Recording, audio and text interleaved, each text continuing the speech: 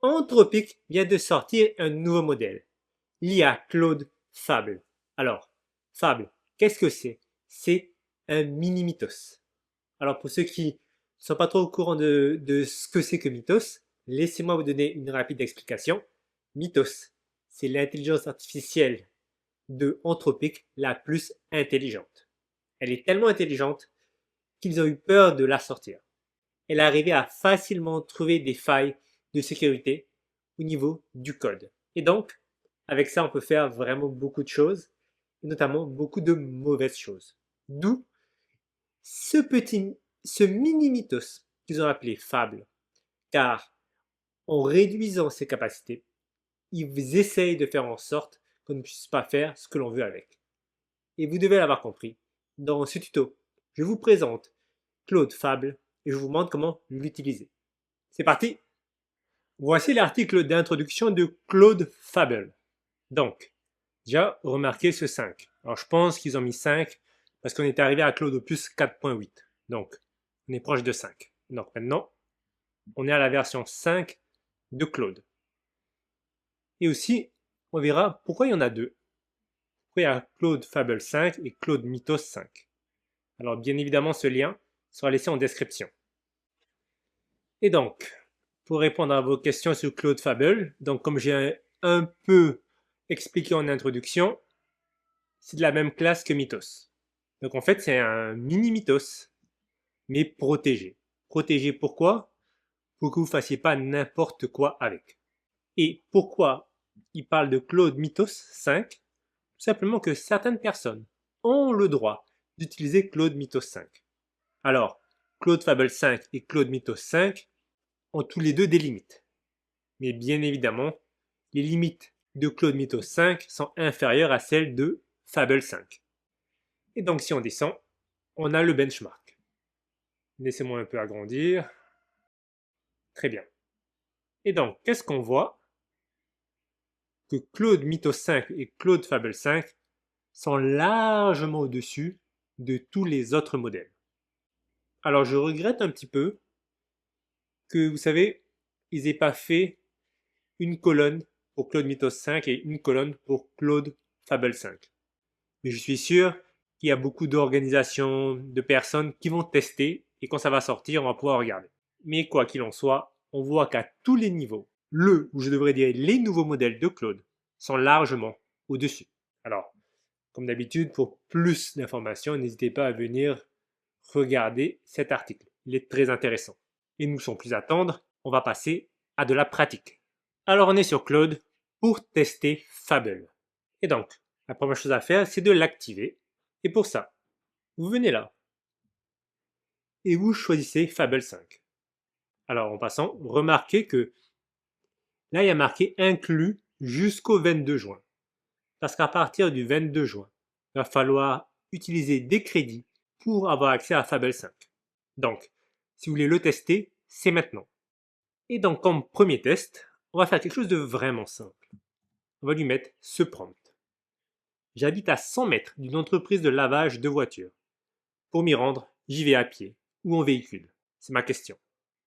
Donne-moi la réponse. Alors, ce prompt est super simple.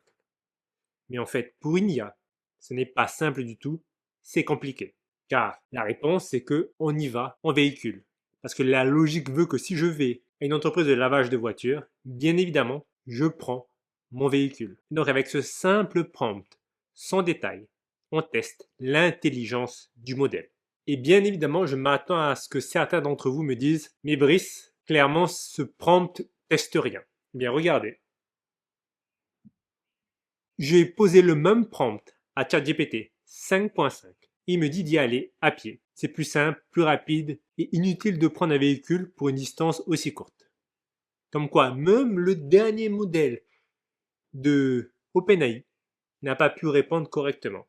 Et encore une fois, c'est fait exprès qu'il n'y ait pas de détails, que ce soit aussi court. Donc on va voir si le dernier modèle d'Anthropic, donc Claude Fable 5, le résout.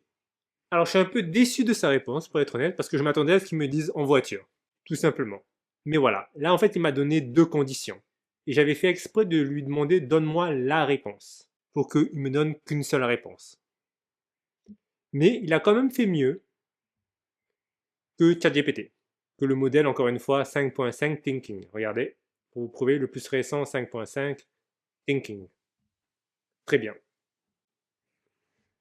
Et donc, entre ChatGPT 5.5 et Claude Fable 5, Claude a pris le dessus pour ce premier test.